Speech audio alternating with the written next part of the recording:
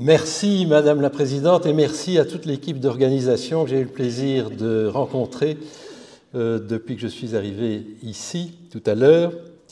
Je suis très honoré d'être invité par votre belle association qui organise à chaque fois des très beaux programmes. Et j'ai un double plaisir d'être là aujourd'hui. D'abord parce que c'est l'occasion de vous rencontrer et j'espère qu'on aura l'occasion d'échanger un peu tout à l'heure avec vos questions et nos réponses. Mais aussi parce que ma famille est originaire d'Anvers depuis au moins le XVe siècle. Je suis le premier de la famille à être né à Bruxelles, parce que personne n'est parfait. Mais voilà, ça me fait aussi très plaisir d'être dans cette belle ville. Alors, le titre de mon exposé d'aujourd'hui, c'est l'agroécologie pour résoudre. On doit être positif, a dit Madame la Présidente, et je suis tout à fait d'accord avec elle. Mais il y a néanmoins des défis importants dans ce siècle. Je vais les résumer très rapidement.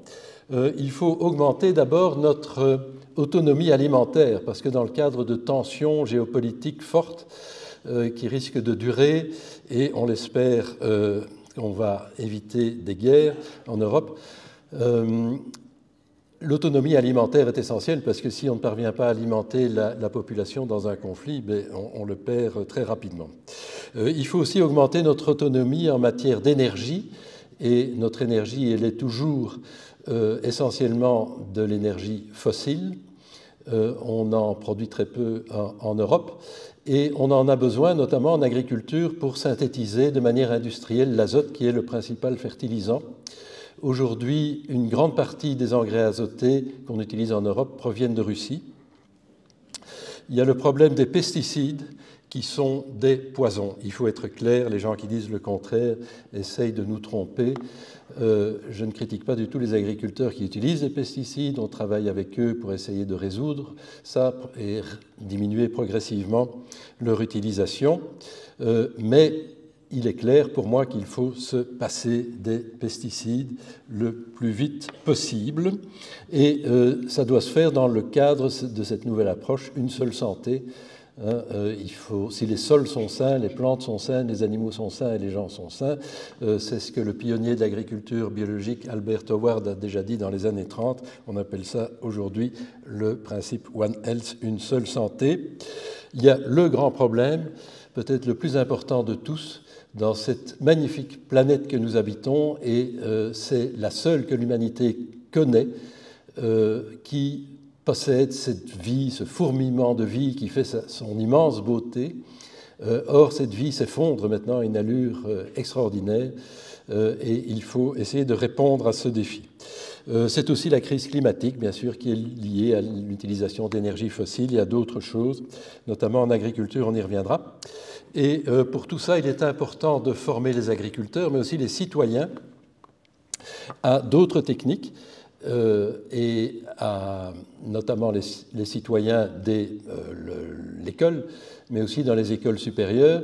On aimerait que dans les écoles prestigieuses, par exemple les business schools, les facultés d'économie, le droit et d'autres facultés qui produisent souvent des dirigeants de nos sociétés, ces personnes acquièrent aussi une connaissance sur le fonctionnement de la biosphère, parce qu'ils sont préparés à bien gérer la société humaine, mais pas du tout à gérer la biosphère, et donc c'est une lacune qu'il faudrait éliminer.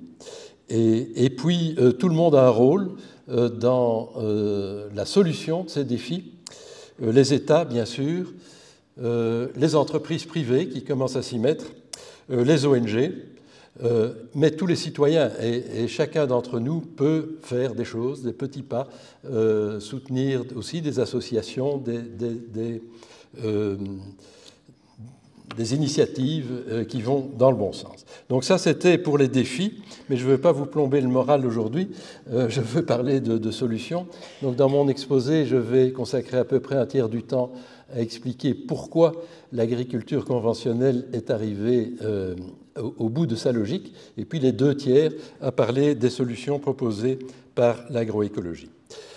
Tout repose sur le sol, Mais en réalité, les systèmes agricoles anciens ont pratiquement tous détruit les sols. Vous connaissez tous le croissant fertile qui couvrait une large zone depuis l'embouchure du Tigre et de l'Euphrate et retournait jusqu'en Palestine. Ce croissant fertile de l'Antiquité est devenu un désert que vous voyez sur la photo aérienne là en dessous. Il faut sortir de cette logique de destruction pour prendre soin du vivant. Et vous voyez, en agroécologie, on n'est pas passéiste, parce que voilà, le passé n'était pas toujours formidable, mais il y a des paysans du monde qui, de tout temps, je dirais, depuis des milliers d'années, ont développé des systèmes agroécologiques. J'en donne quelques exemples ici, dont un que vous connaissez, puisqu'il a été développé en Europe. C'est le verger à haute tige, pâturé par des bovins ou d'autres animaux, et qui produit une grande diversité de produits, de la viande de bovin, de la viande de porc, parce que les résidus du petit lait, de la production de fromage, le petit lait était donné au porc, de même que la pulpe des fruits, une fois qu'on avait extrait le jus. On peut produire du cidre, il y a du miel, puisqu'il y a des abeilles qui bourdonnent dans le verger, on peut faire du beurre, du fromage, de la viande de poulet, etc. Ça, ce sont des systèmes anciens. Un autre système ancien, c'est la forêt nourricière d'Indonésie. Quand les explorateurs européens sont arrivés dans ces régions, ils ont cru entrer dans une forêt primaire, intouchée, mais en fait, ils se sont rendus compte, après quelque temps, que les locaux avaient tout planté, tous les arbres, les buissons, les plantes herbacées, et toutes ces plantes sont comestibles. Voilà encore un système tout à fait vertueux, où les rizières irriguées avec des poissons et des canards.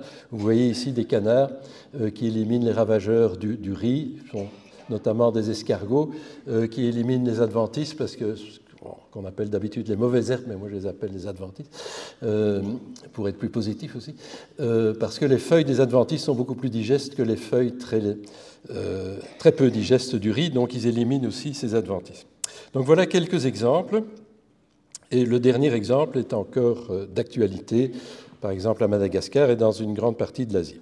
Et puis après la guerre, après la Deuxième Guerre mondiale, on a eu une grande révolution agricole, peut-être la plus importante depuis l'invention de l'agriculture il y a 10 à 13 000 ans.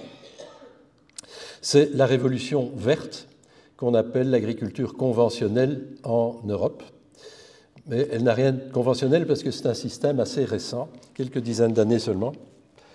Et elle a été inventée en partie par Norman Borlaug, que vous voyez ici, qui était un agronome qui a reçu le prix Nobel de la paix pour ses travaux. Il a fait ça avec ses équipes, évidemment. Tout a commencé au Mexique avec la participation du gouvernement mexicain et puis des fondations Ford et Rockefeller qui ont appuyé cette révolution verte. Les États ont suivi, etc. Qu'est-ce que c'est que la révolution verte? En quoi est-ce qu'elle était différente de l'agriculture paysanne? Parce que pendant 10 à 13 000 ans, 6 000 ans ici en Europe, les paysans ont nourri l'humanité, et en constituaient d'ailleurs une grande partie. Et ils avaient des connaissances, ils avaient développé des systèmes. Mais à la fin de la guerre, les gens avaient faim. Il y avait du rationnement. La France était à genoux, l'Allemagne était détruite.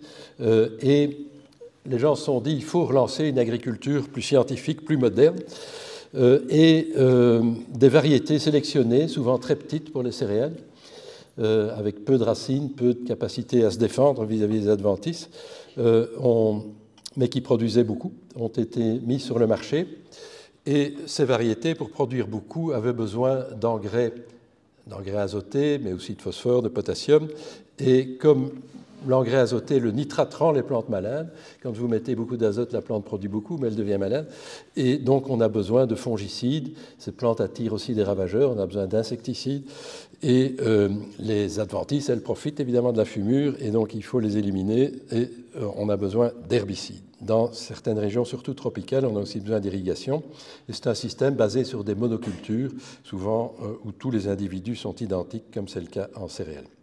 C'est un système de culture coûteux qui requiert d'importantes sources d'énergie fossile, notamment pour synthétiser l'azote atmosphérique de manière industrielle, mais aussi pour transporter du phosphore qui vient du Maroc et d'autres régions jusqu'en Europe.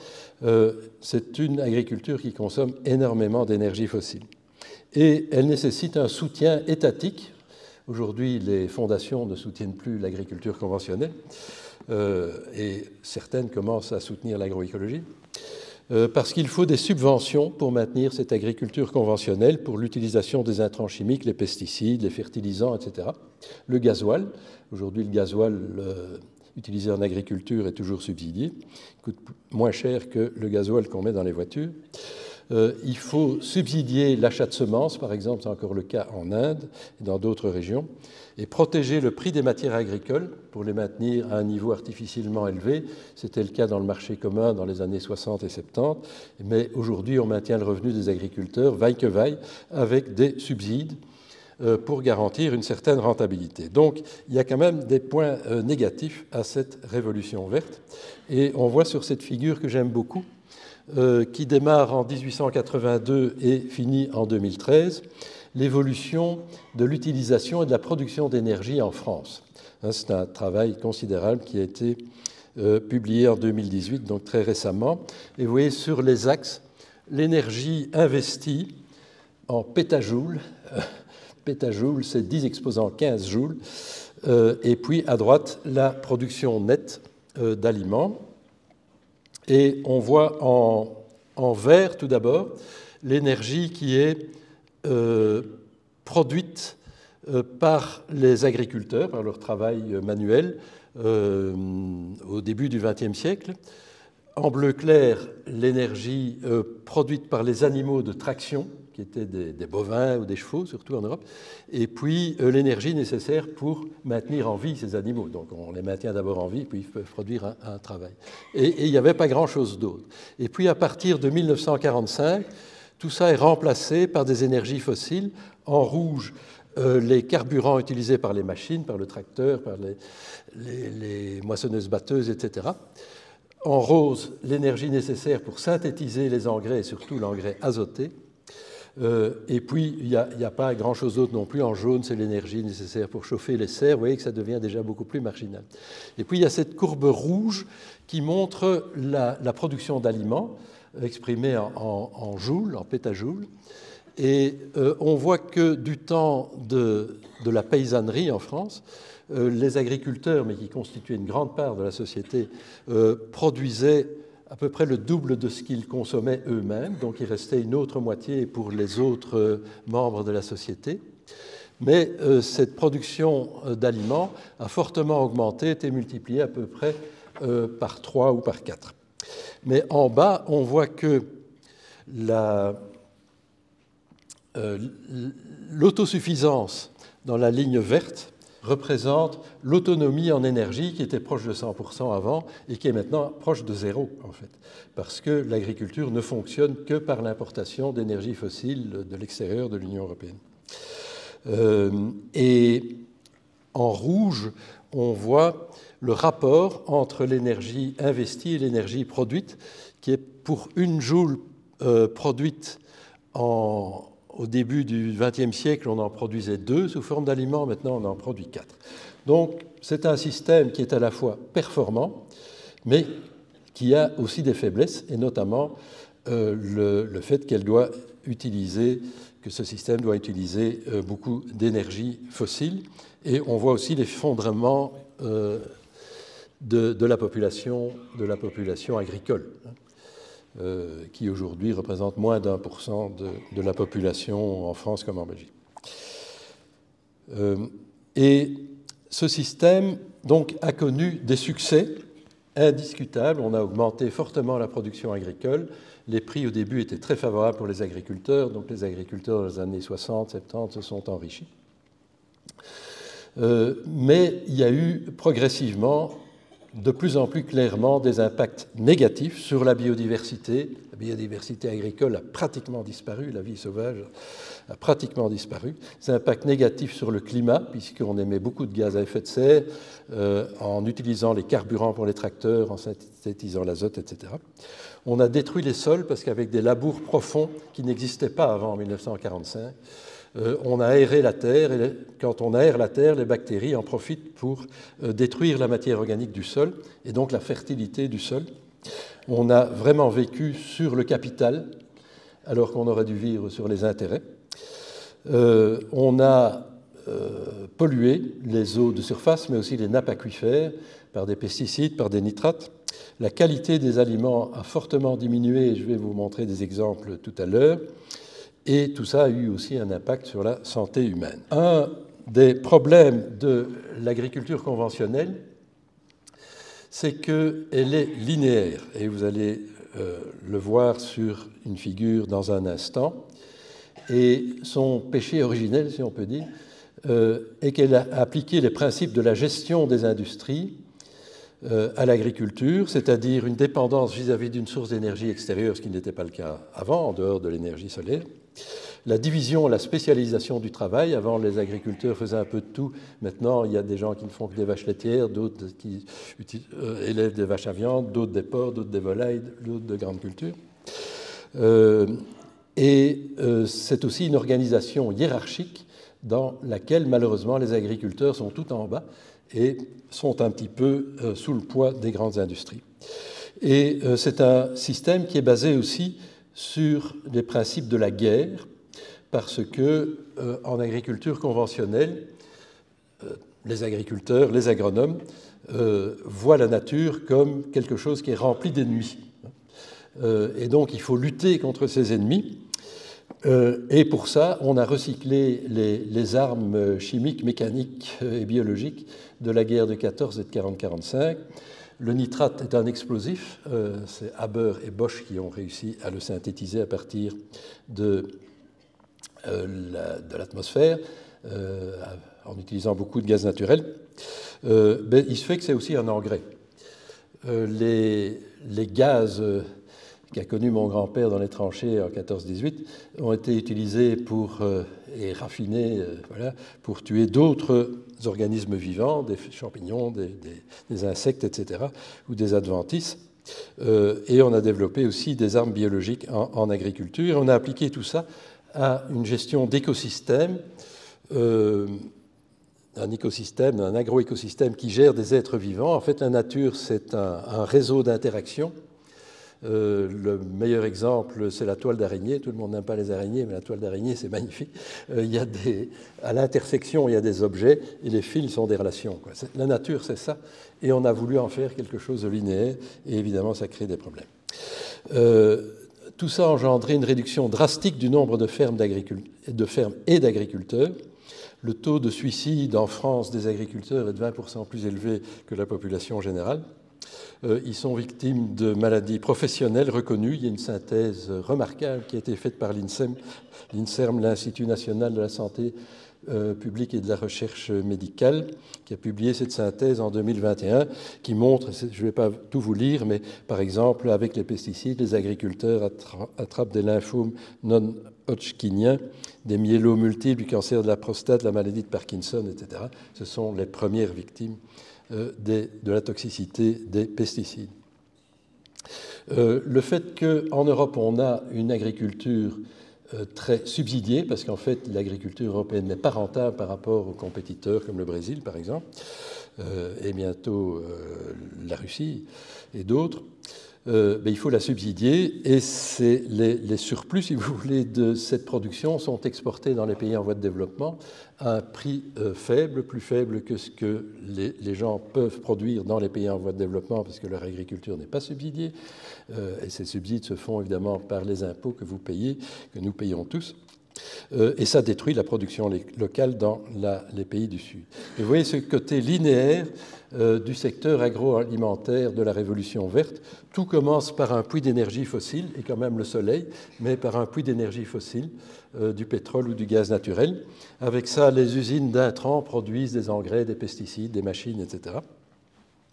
Puis il y a des détaillants qui vendent tous ces produits qui sont achetés par des fermes, et le produit des fermes est vendu à des détaillants, ça dépend un peu du type de produit, mais par exemple des détaillants, des industries agroalimentaires, des transformateurs de produits alimentaires, puis des distributeurs, les grands magasins surtout, et finalement ça arrive aux consommateurs. Et comme ce système n'est pas rentable, les autorités publiques donnent des subsides, de moins en moins, mais des subsides aux agriculteurs.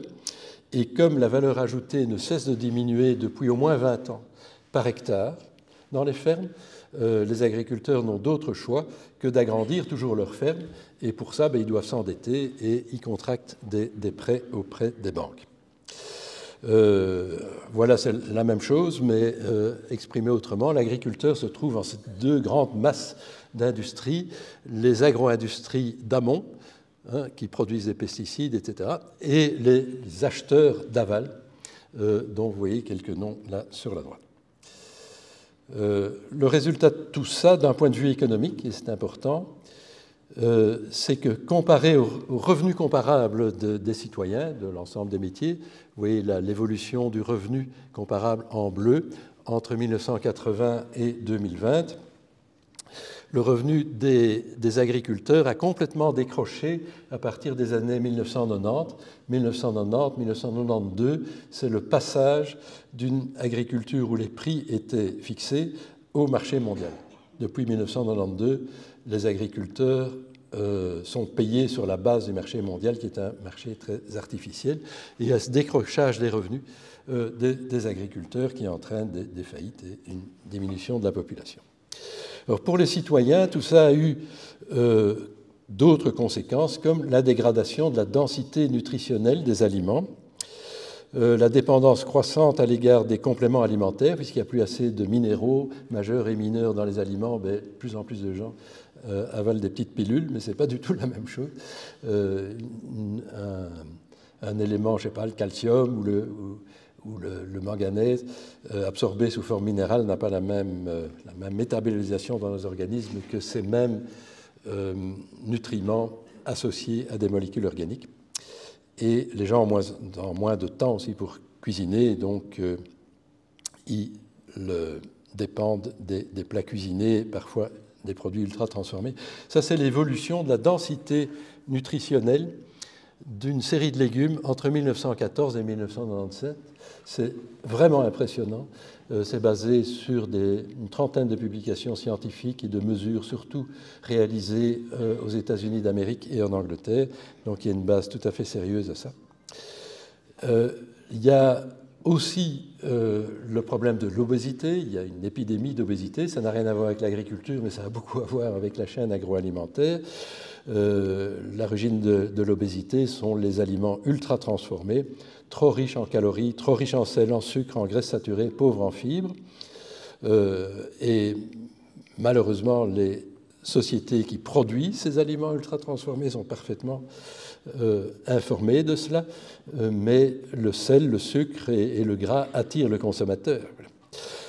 C'est aussi le sucre d'une façon générale et beaucoup moins la graisse, contrairement à ce qu'on a dit depuis très longtemps. La graisse n'est pas, en quantité raisonnable évidemment, n'est pas le principal facteur de l'obésité, ce sont les sucres et en particulier les sodas. Aux États-Unis, les sodas, les boissons sucrées, sont la principale source d'obésité.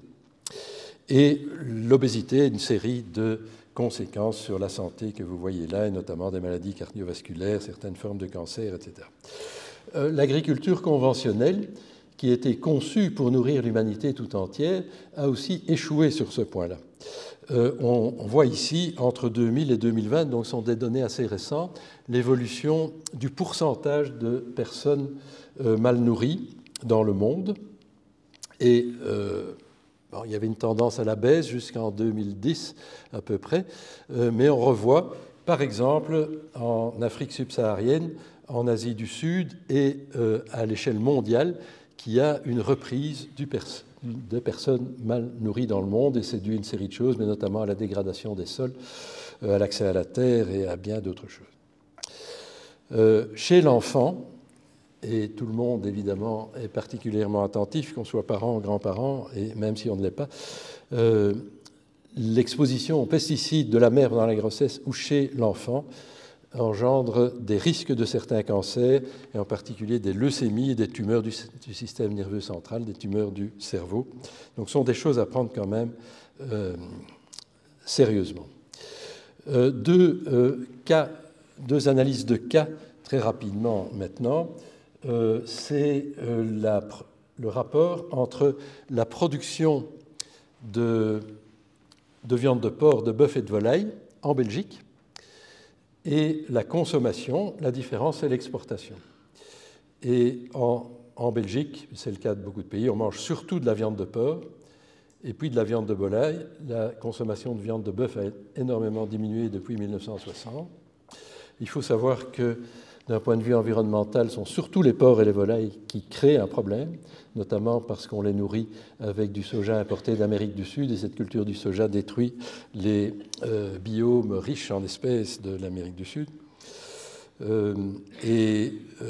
Donc voilà, on exporte beaucoup de ces viandes, mais c'est au détriment de notre environnement aussi, de la qualité des eaux, etc. Donc ça pose des questions. Même chose pour la pomme de terre, on produit 650% de notre consommation en pommes de terre en Belgique.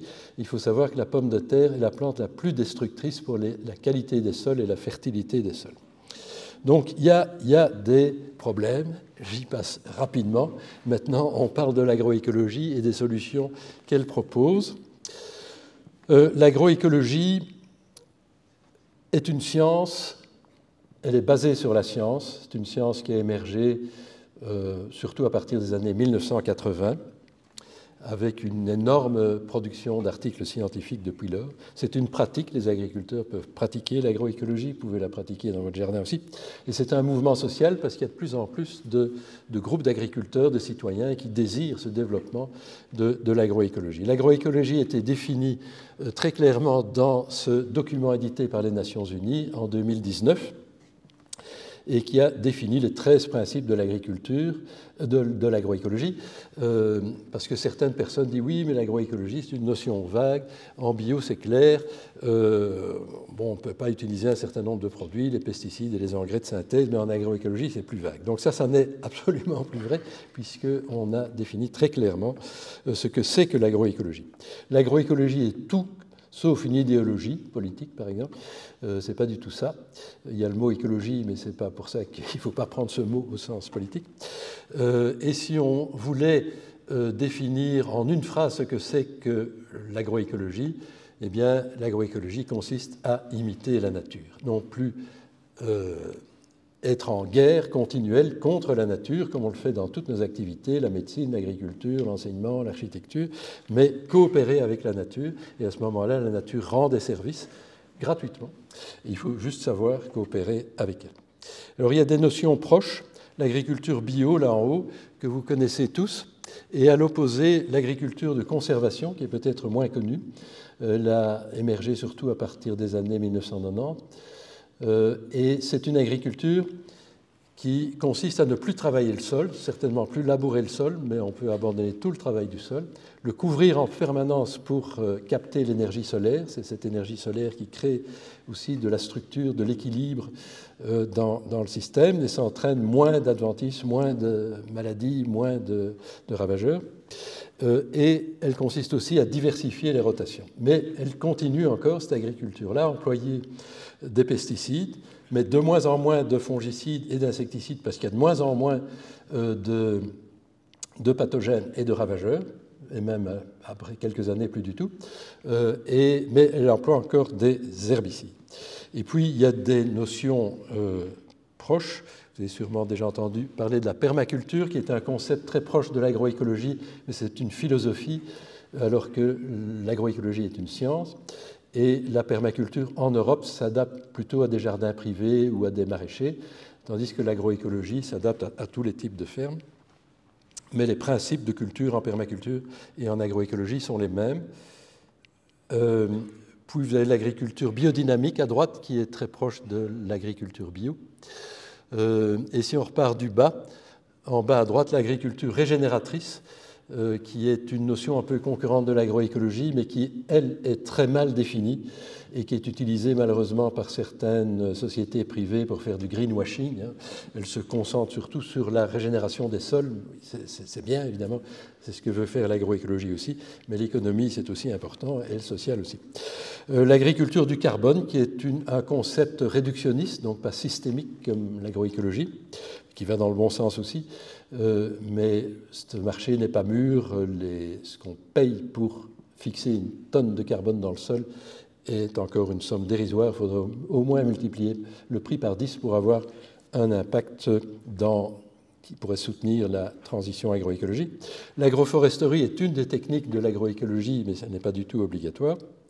Et puis, ici, à mi-hauteur, à droite, il y a l'agriculture bio de conservation, qui est un peu la synthèse entre l'agriculture bio et l'agriculture de conservation. C'est le Graal de l'agroécologie, parce qu'on ne laboure plus les sols, donc on régénère les sols, la vie du sol, et on n'utilise pas de pesticides et d'engrais de synthèse comme en agriculture bio. J'ai consacré les 10 à 15 dernières années de ma vie à développer ce système-là dans des fermes, et maintenant avec Terre Vivante, donc j'y crois beaucoup. Et on a montré, par exemple, que par une analyse économique de la production de blé, que l'ABC est plus rentable que l'agriculture bio, que l'agriculture conventionnelle et l'agriculture de conservation. Alors, il y a la stratégie écologique de l'agroécologie. Elle est très simple à définir. Elle consiste à remplacer les carburants fossiles par les services écosystémiques, c'est un grand mot, rendus par la biodiversité. Mais ça peut paraître très théorique, mais en fait, c'est très concret. Et vous voyez des exemples.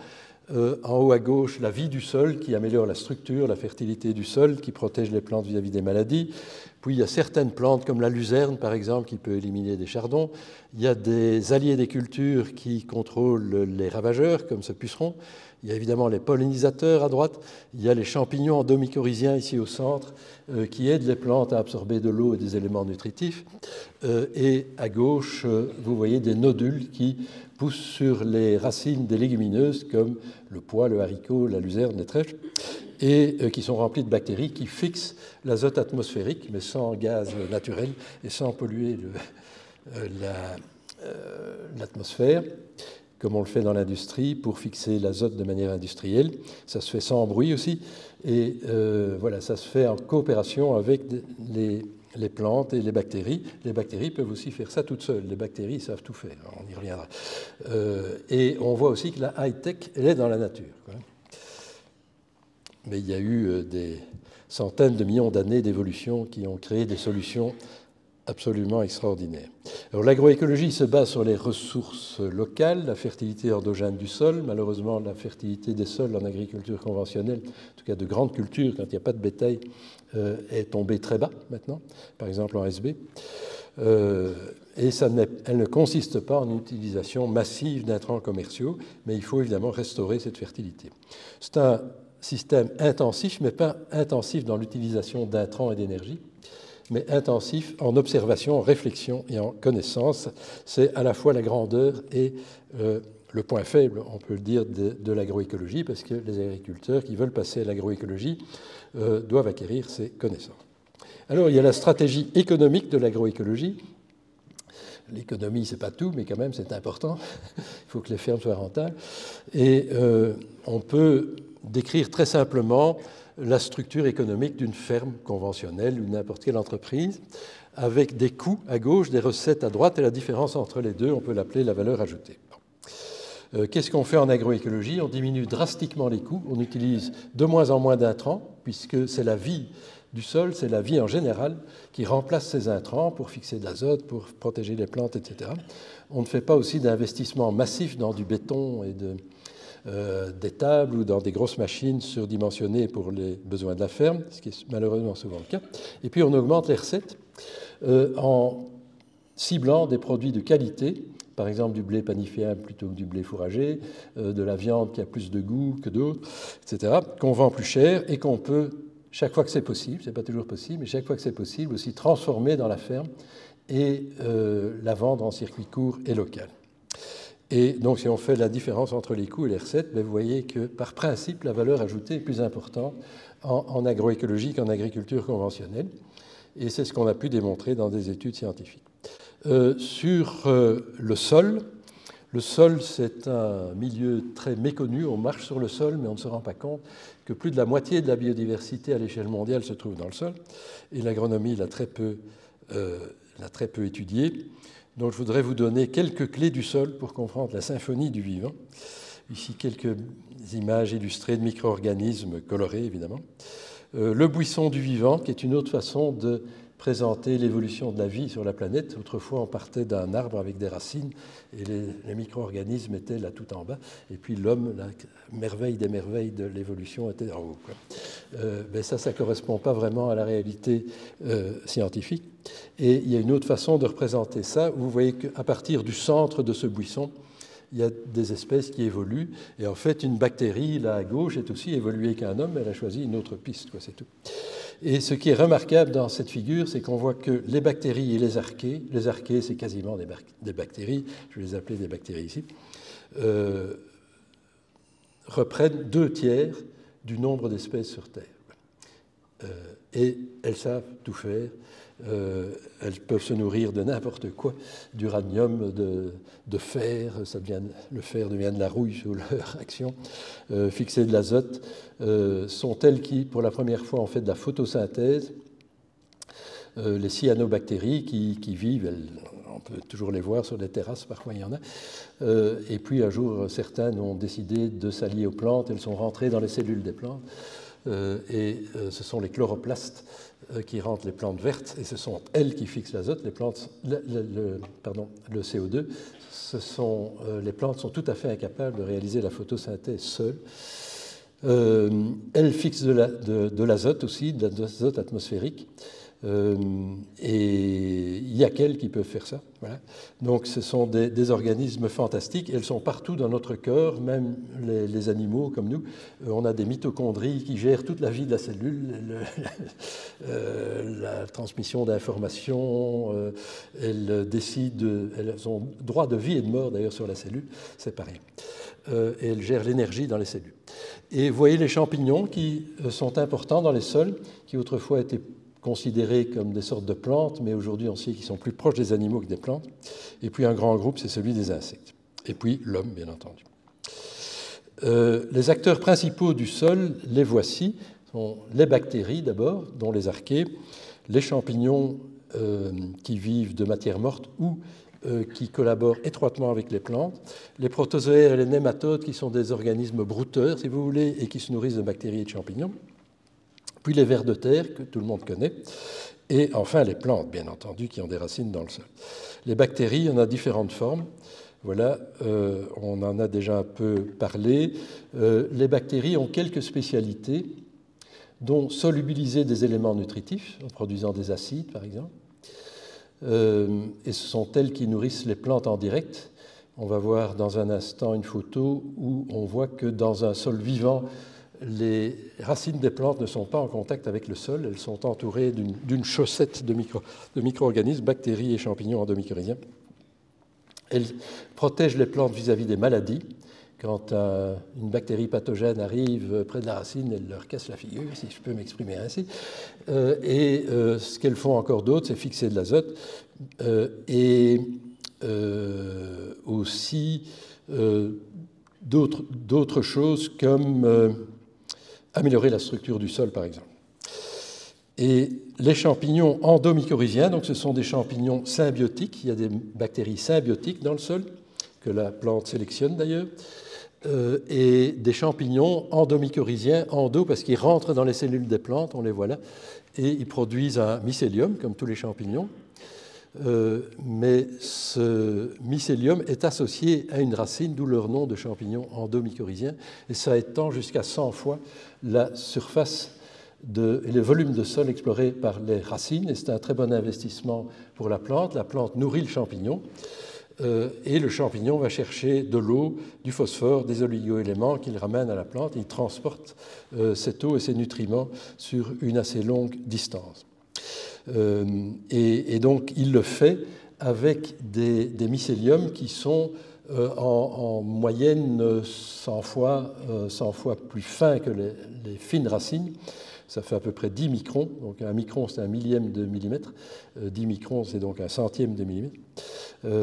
Alors que les racines sont plus grosses, donc l'investissement est très intéressant pour la plante. On voit ici un lombric, un ver de terre. Il y a 3 types de vers de terre, ceux qui produisent des galeries verticales, les anéciques, ceux qui font des galeries horizontales et puis ceux qui vivent dans la litière. En agriculture, on a surtout les 2 premiers types. Et eux améliorent fortement la structure du sol. Ils font des pertuis, donc l'eau rentre dans le sol. Quand il y a des fortes pluies, elle rentre dans le sol, ce qui évite des coulées de boue, de l'érosion, des inondations. Mais ça permet aussi de constituer des réserves d'eau pour la plante pendant les période de sécheresse. Alors, la biomasse de lombric en région tempérée, en Belgique, est très importante. 2 à 5 tonnes par hectare en prairie permanente, ça fait l'équivalent de 4 à 10 vaches. Une vache, ça fait à peu près 500 kg. En sol forestier, il y en a très peu, et en sol labouré, en conventionnel, il y en a très peu aussi, une demi-tonne. Mais dans des sols vivants, régénérés par l'agroécologie, on a 1 à 2 tonnes de vers de terre, et ils font un travail formidable. Alors vous direz, les bactéries, ça fait 1 micron, c'est très petit. Oui, mais il y en a des milliards dans le sol, même par centimètre cube. Et par hectare, ce sont les chiffres les plus parlants, je pense, c'est la biomasse par hectare. On a 1 à 2 tonnes de bactéries par hectare. Dans cet exemple-ci, 3,5 tonnes de champignons. Et vous l'avez vu, 2 jusqu'à 4 tonnes de vers de terre et puis d'autres organismes. La rhizosphère, c'est-à-dire tous les organismes qui vivent autour de la racine, ça se présente à peu près comme ça, de manière schématique, sauf que les bactéries sont plus petites que ça. Mais vous voyez ici plein de bactéries qui entourent la racine et tout le long de la partie vivante et absorbante de la racine. Il y a une deuxième symbiose qui peut se faire avec la plante, c'est ce qu'on voit dans le nodule là à gauche, qui sont remplis de bactéries fixatrices d'azote. Ça concerne surtout les légumineuses. Et puis à droite, des champignons endomycorhiziens qui, on l'a dit, aident la plante à absorber de l'eau et des éléments nutritifs aussi. Voilà à quoi ça ressemble, des racines. Là, c'est un blé que j'avais cultivé en agroécologie. Et vous voyez que là, j'avais tiré un peu trop fort en haut. On voit les racines nues. Mais en fait, toutes les racines sont entourées d'un manchon de terre, là. Mais cette terre colle à la racine parce qu'il y a un manchon de bactériens en dessous. Et donc, on voit que ce sont les bactéries et les champignons qui alimentent en direct la plante. Et rien n'est gratuit dans la nature. Si les bactéries et les champignons aident la plante à assurer sa santé, sa nutrition, etc., la plante la nourrit. Et environ 30% des produits de la photosynthèse sont transformés en carbone liquide, c'est-à-dire en exsudat racinaire. Donc 30%, c'est énorme. Imaginez que tous les mois, vous dépensez 30% de votre salaire à quelque chose, il faut que ça vaille la peine, évidemment. Alors généralement, on ne voit pas ça, parce que ça se passe dans le sol, mais le maïs et d'autres plantes ont des racines aériennes. Et à ce moment-là, on voit très bien cette partie gluante, là, qui est le carbone liquide qui sert à nourrir les micro-organismes. Le microbiote intestinal et racinaire sont très comparables. À gauche, c'est le microbiote de notre intestin. À droite, c'est le microbiote des plantes. Dans notre intestin, on a aussi des champignons, des bactéries. C'est le même type de bactéries que dans le sol. Parfois, ça peut être d'autres espèces, mais c'est largement les mêmes espèces, les mêmes groupes. Et aussi des virus. Enfin, voilà, on est une communauté. Ce qu'on croit être un homme, en fait, on croit qu'on est des hommes. On est en partie des hommes, mais on est aussi des bactéries. Plus de la moitié des cellules de notre corps sont des bactéries. Et ces bactéries nous influencent, elles nous aident à maintenir notre santé, comme elles le font pour les plantes, à absorber des aliments, elles dégradent des aliments dans notre intestin, elles synthétisent des vitamines. Et puis, elle influence notre cerveau. Vous voyez ici le nerf vague qui relie notre intestin, là en bas, avec toutes les bactéries. Le nerf vague qui relie l'intestin au cerveau. Et je vous conseille, en tout cas c'est ce que je fais, tous les matins, une des premières choses que je fais, c'est réactiver la connexion entre l'intestin et le cerveau par le nerf vague. Ça peut se faire de 2 façons, par l'impact du froid et par le mouvement. Le froid, on peut l'acquérir l'avoir dans une douche d'eau froide, mais je trouve ça un peu violent. Alors j'ouvre ma fenêtre en grand, même l'hiver, et je fais un peu de gymnastique devant la fenêtre, et la connexion est faite, et tout ça repart. Et je vous le conseille aussi. Et ces bactéries ont une influence sur notre humeur. elles nous envoient leurs envies. Il y a des bactéries qui aiment l'alcool, le chocolat, la graisse, etc. Et donc, il y a des bactéries qui vous disent le soir, moi j'ai envie d'un petit verre de whisky. Et vous le buvez avec un petit sentiment de culpabilité. Maintenant, ça c'est terminé parce qu'en fait, ce n'est pas du tout de votre faute, ce sont les bactéries qui vous poussent à boire le verre de whisky. Il y a un médecin en Australie qui s'est spécialisé dans la greffe de microbiote intestinal et qui a soigné, par exemple, des gens obèses en prenant le microbiote d'une personne normale, a éliminé le microbiote de la personne obèse, a mis le microbiote de la personne normale dans l'intestin, et cette personne perd alors du poids et ne réacquiert pas du poids. Voilà, on voit l'influence des bactéries, et des personnes qui étaient défaitistes deviennent dynamiques, des personnes qui étaient négatives deviennent positives, etc. Les bactéries ont une influence énorme sur notre personnalité. Donc, maintenant, vous aurez compris que vous n'êtes pas des êtres humains, vous êtes la combinaison d'un génome humain avec l'action des bactéries. Alors, comment régénère-t-on toute cette vie du sol? Parce que l'agriculture conventionnelle l'a en grande partie détruit, notamment pour les vers de terre, des insectes du sol qui sont utiles à l'agriculture et les champignons qui sont très sensibles. Voilà, on peut poser la question, a-t-on a license to kill, comme James Bond, ou on peut dire license to till, puisque till c'est labourer, travailler le sol. On peut y réfléchir à deux fois. L'agroécologie dit que le labour a certains avantages, mais les inconvénients sont supérieurs aux avantages et il faut arrêter de labourer et de travailler intensivement les sols. Et alors, certains disent oui, mais enfin, le labour, on a labouré les sols depuis toujours. Et bien ça, c'est faux, parce qu'au début, il y a 10 000 ans, on travaillait à la houe, comme on le fait encore en Afrique. Puis on est passé à l'arère, qui est une pièce de bois. Il y a une pièce de bois à 45 degrés qui fait un sillon dans le sol. C'est évidemment tiré par des animaux. Et puis, on voit ici, dans ce tableau de Peter Bruegel l'Ancien, qui est un des peintres les plus éminents de l'école d'Anvers, d'ailleurs, pas par hasard que je l'ai pris, qui représente la chute d'Icare. Vous voyez, Icare, là, il est dans le ciel, mais il est aussi dans l'eau, en bas à droite. Il est tombé, là. Et on voit surtout, et c'est ce qui m'intéresse, c'est la pseudo-charrue au XVIe siècle, fin du XVIe siècle, qui décape un peu le sol, mais qui ne va pas profondément dans le sol et qui n'inverse pas les horizons. Donc le labour tel qu'on le connaît aujourd'hui, il date à tout casser du début du XXe siècle. Alors, autre chose qu'il faut faire en agroécologie, c'est couvrir les sols en permanence avec une diversité de plantes. Entre deux cultures principales, on sème des engrais verts plutôt que de laisser le sol nu. Et vous voyez ici, il peut y avoir 10 espèces. Et plus il y a de biodiversité végétale, plus il y a de biodiversité de micro-organismes dans le sol, et plus ces micro-organismes rendent des services aux plantes. Donc, les protègent vis-à-vis des maladies, des ravageurs notamment. Donc c'est un investissement.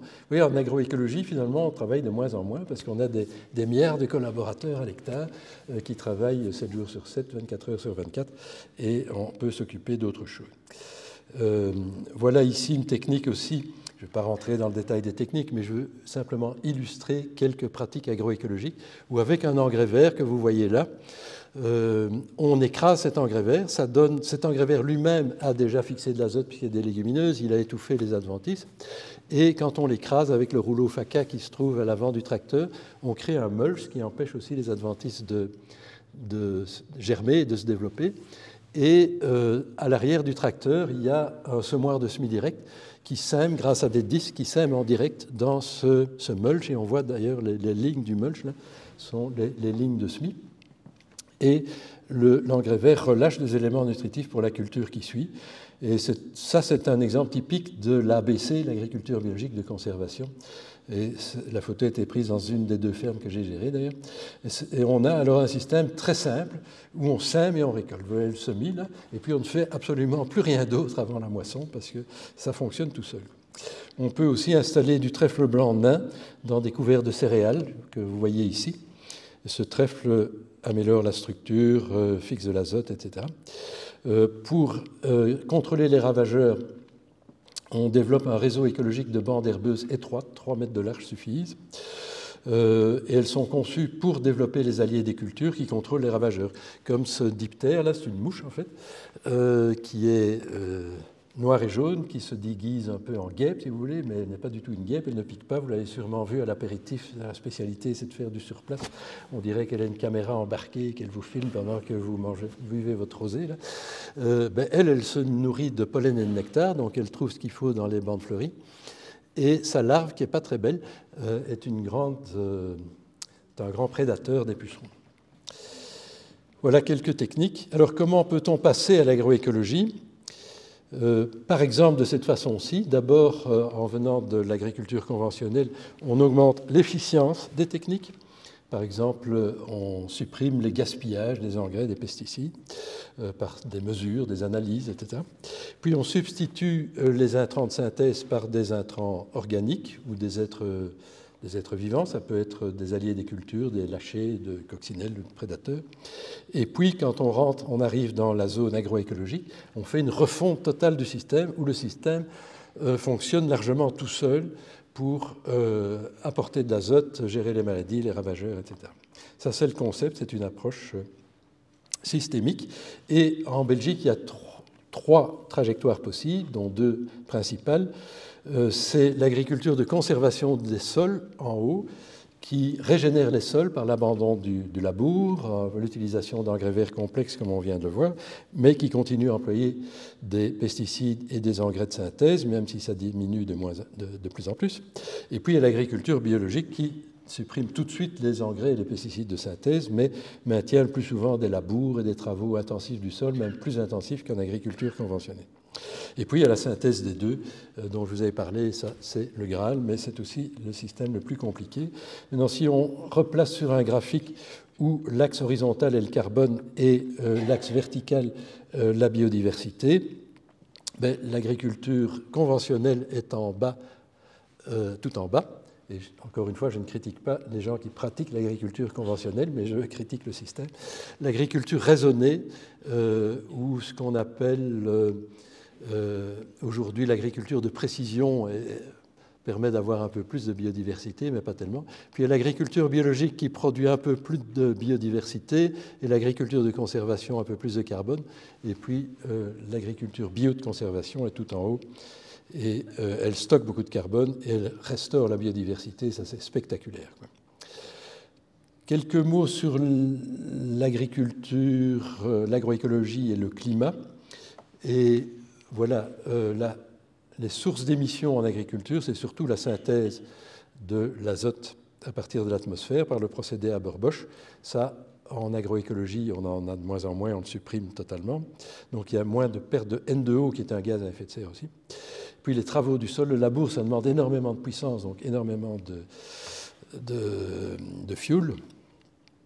Et on l'a dit, quand on aère le sol, on détruit la matière organique et cette matière organique va sous forme de CO2 dans l'atmosphère.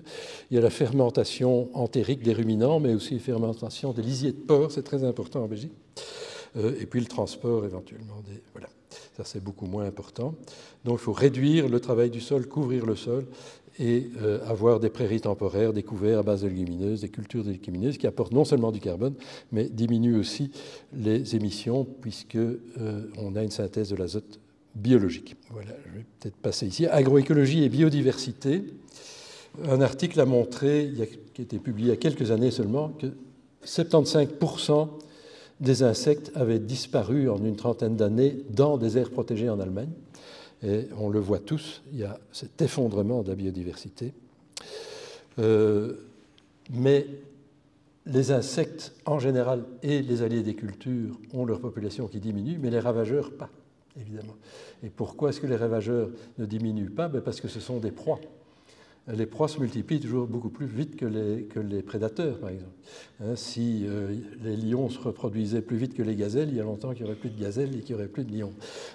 Donc, eux se reproduisent plus vite, donc ils peuvent muter, ils peuvent s'adapter aux pesticides, etc.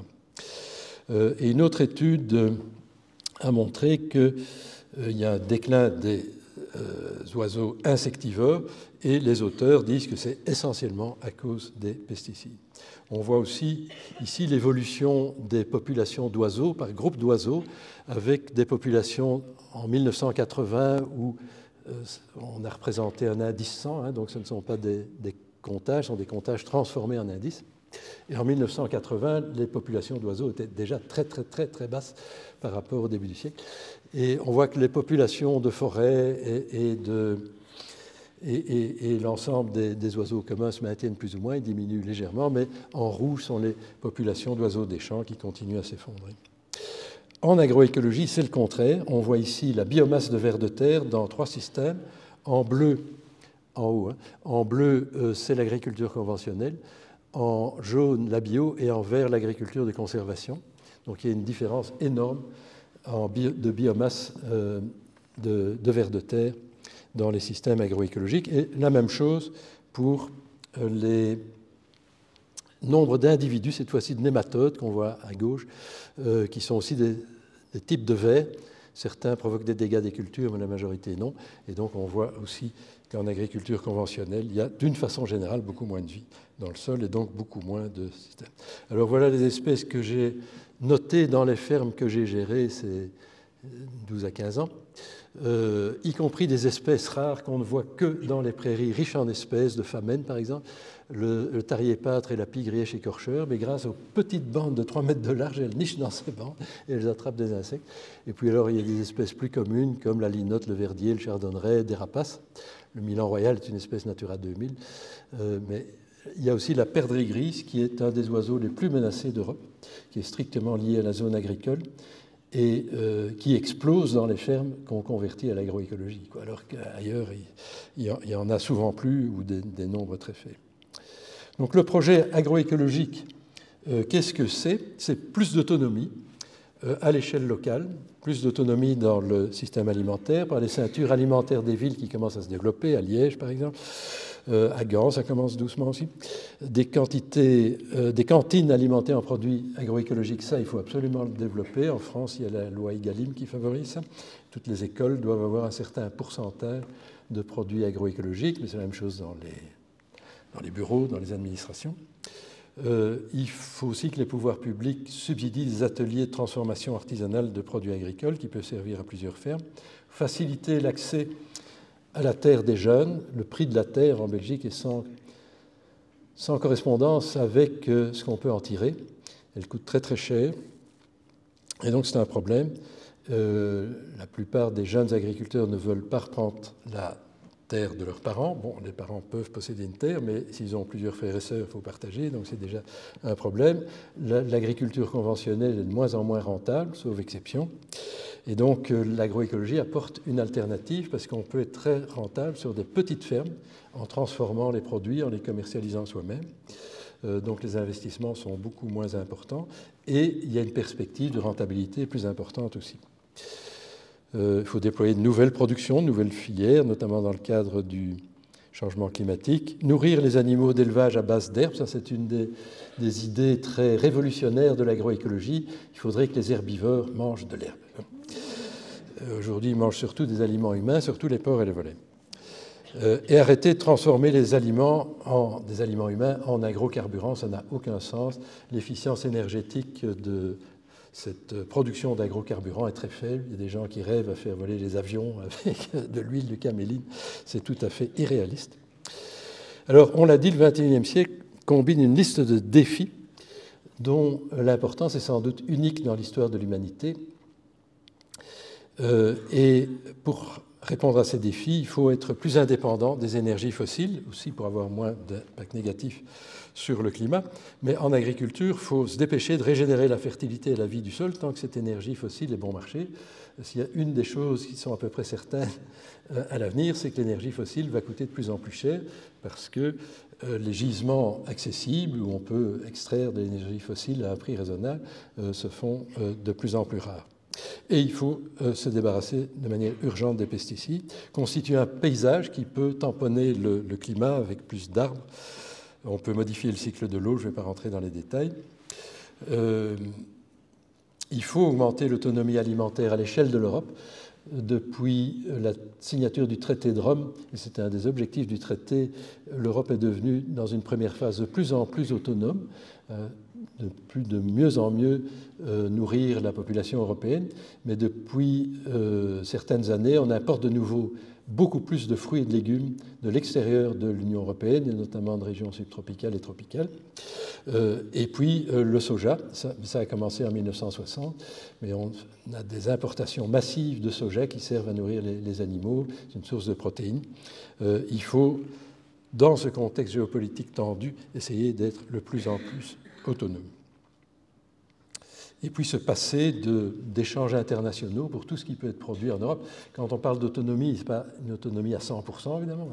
On peut apporter du cacao pour faire du chocolat, du café, du thé, mais pour tout ce qui est productible en Europe, il faudrait le produire essentiellement en Europe. Soutenir le développement d'infrastructures, de transformation et de commercialisation des produits. En France, dans la zone méditerranéenne, d'une façon générale, il y a des marchés paysans couverts. Et en Belgique, ça serait pas mal. Il pleut beaucoup en Belgique, il fait souvent froid. Avoir des marchés couverts, on n'en a quasiment pas. Je crois qu'il n'y en a même aucun. Avec des marchés où on peut trouver une diversité de produits avec parking aisé si on veut concurrencer un peu les grands magasins. Alors l'agroécologie peut-elle nourrir l'Europe? C'est la question suivante. Ben oui, une étude l'a démontré,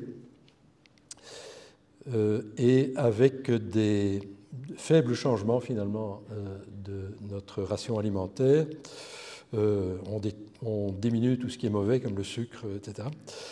Et on augmente ce qui est bon comme les fruits et les légumes. L'étude prévoit aussi une diminution de la consommation de boissons alcoolisées, mais enfin, rien n'est parfait.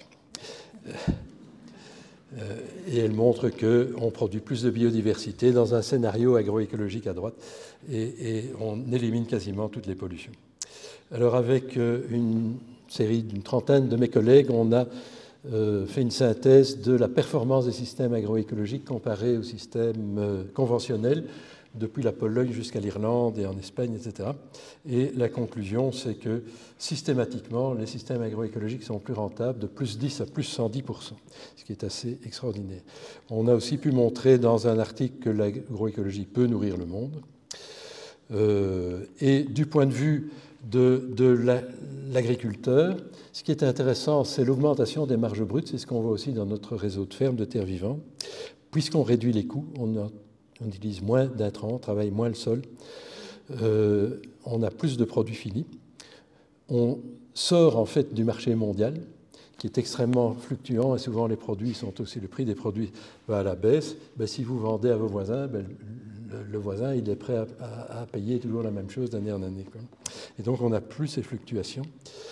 On a une diversification accrue, mais qui doit être intelligente. Une préservation du capital productif, puisqu'on régénère les sols. Là, c'est l'inverse de ce qu'a fait l'agriculture conventionnelle. On restaure le capital. Les défis, c'est plus de complexité, des coûts et des risques associés à la transition. C'est pour ça qu'on accompagne des agriculteurs, nous, pour réduire ces risques. Il y a une multiplication des débouchés et des filières, mais c'est aussi une opportunité. Et pour le citoyen, il y a une amélioration qualitative de l'alimentation, parce que sur des sols vivants, où les plantes sont alimentées par les bactéries et les champignons, ben la densité nutritionnelle, elle remonte très fort. Ça a déjà été prouvé, il faut encore plus d'études. Mon rêve, et il sera bientôt réalisé, c'est qu'on ait des petits spectrophotomètres portatifs, peut-être un jour intégrés dans le téléphone portable. Vous pourrez passer devant des tomates dans un grand magasin et connaître la densité nutritionnelle de chaque tomate. Et alors vous verrez, c'est quasiment certain que les tomates, les meilleurs marchés sont en fait les plus chers par unité de vitamines et de minéraux. Ça a été montré par exemple avec le porc bio et le porc conventionnel. Le porc conventionnel perd beaucoup d'eau, il est moins cher, mais quand vous le repesez après la cuisson, le rapport de prix s'inverse. Donc voilà. Amélioration de la biodiversité. La biodiversité est le moteur de l'agroécologie, en fait. C'est pour ça qu'on investit dans la biodiversité. On va aussi, l'objectif est de créer de nouveaux emplois dans les zones rurales, dans des PME ou dans des très petites entreprises, dans l'artisanat, comme par exemple des boulangers, des bouchers, etc. Les défis, c'est d'avoir une vision commune au niveau de la société, c'est pour ça que je vous parle aujourd'hui, et j'espère vous avoir un peu convaincu. Une volonté politique, ça c'est plus difficile, et les lobbies qui peuvent aller en sens inverse. On vit malheureusement un très grand retour anti-environnemental depuis quelques mois dans le Parlement européen et dans tous les pays européens. Heureusement, jusqu'à maintenant, les grandes sociétés privées semblent résister à ça, les citoyens aussi, mais voilà, c'est évidemment pas vers ça qu'il faut aller. Donc, quelques mots aussi pour présenter notre ASBL Terre Vivante, notre association, qui a pour but d'accélérer la transition vers l'agroécologie à ce stade-ci en Wallonie. On l'espère bientôt en Flandre. J'ai déjà donné des cours à des agriculteurs flamands il y a 2 ans. Ils sont fantastiques, ils ont changé leur système pendant la formation. On espère aussi nous déployer dans le nord de la France assez rapidement. Alors, Terre Vivante, qu'est-ce que c'est? C'est 30 ans d'expérience en agroécologie, puisque j'ai commencé à faire ça il y a 30 ans. De solides connaissances scientifiques et pratiques, j'espère les miennes, mais aussi celles de mon équipe d'agronomes. Il y a 4 agronomes de terrain qui sont tous issus du monde agricole. Ça, c'est important. Ils utilisent les mêmes mots que les agriculteurs. Ils sont tout de suite bien connectés avec les agriculteurs. On a un spécialiste de la communication, François, qui est là-haut, qui nous aide beaucoup. La communication, c'est essentiel. C'est bien de bien faire les choses, mais si personne n'est au courant, c'est fort dommage. On est indépendant de toute structure commerciale. Il faut savoir que les principaux conseillers des agriculteurs sont les marchands d'intrants, pesticides, engrais, aliments du bétail. Et nous, on s'intéresse à la ferme, à l'entièreté de la ferme et à la rentabilité de la ferme. Et on est les seuls en Belgique à faire ça, et probablement même en Europe. Non, en tout cas dans le cadre de l'agroécologie. Donc on favorise les échanges entre agriculteurs. Les agriculteurs sont très isolés. En fait, les voisins sont des ennemis puisqu'ils doivent toujours s'agrandir. Et donc ils essayent d'acheter les terres ou de louer les terres autour de chez eux. Et donc le voisin veut la même chose. Et donc c'est soit un compétiteur, mais souvent même un ennemi. Et dans notre association, on organise des réunions entre agriculteurs qui ne sont pas voisins. Et enfin, les agriculteurs peuvent se parler, quoi. Et ça, c'est énorme. Ils ont aussi plus de confiance dans l'avenir de leur ferme quand ils travaillent avec nous. On organise très concrètement des tours de plaine, des visites de ferme inspirantes, des ateliers d'hiver où de manière systémique on analyse chaque ferme. Chaque agriculteur, dans un groupe de 4-5 agriculteurs, parle de sa ferme, explique les problèmes qu'il voudrait résoudre et ses collègues viennent avec des solutions et puis nos agronomes aussi. On a une disponibilité totale pour l'accompagnement individuel, par téléphone aussi. Et on va dans les fermes 6 fois en moyenne, et jusque 10 à 15 fois par an dans chaque ferme. On accompagne les agriculteurs sur tous les aspects de la ferme. C'est aussi parce qu'il y a d'autres associations qui sont très thématiques. Elles font la promotion du maïs ou de la betterave ou de la prairie et souvent leurs communications se contredisent. Nous, on voit l'ensemble de la ferme et on n'a rien à vendre, même pas des idées liées à des types de cultures. On accompagne tous les types d'agriculteurs, bio ou conventionnels qui veulent changer, ou des gens qui sont déjà engagés dans la transition agroécologique à travers l'agriculture de conservation des sols. Et il y a beaucoup de respect entre agriculteurs et les échanges entre les bio et les non-bio se font très bien, ils s'apportent des idées les uns aux autres. On a un système d'indicateurs agroécologiques qu'on appelle OASIS et qui mesure l'impact, notre efficacité, et puis l'évolution de la ferme, et c'est un des éléments de discussion qu'on a chaque année avec les agriculteurs. On a une académie des sols vivants où on fait des formations pour les agriculteurs et on renforce des filières de commercialisation. Voilà l'équipe aujourd'hui, avec les 4 agronomes au centre, François qui est là au balcon et qui est à gauche sur la photo. Et voilà le cycle d'évolution d'une ferme qui dure minimum 3 ans. Quand la ferme nous rejoint, on fait une évaluation avec Oasis, c'est le temps T0 de la ferme, et puis elle entre dans le cycle. Elle peut commencer par une formation ou faire cette formation un peu plus tard. Puis il y a l'accompagnement individuel au téléphone et en ferme, les tours de plaine, les ateliers d'hiver. Et puis chaque année, on refait un Oasis pour voir dans quelle mesure ces fermes ont évolué. On fait ça 3 fois.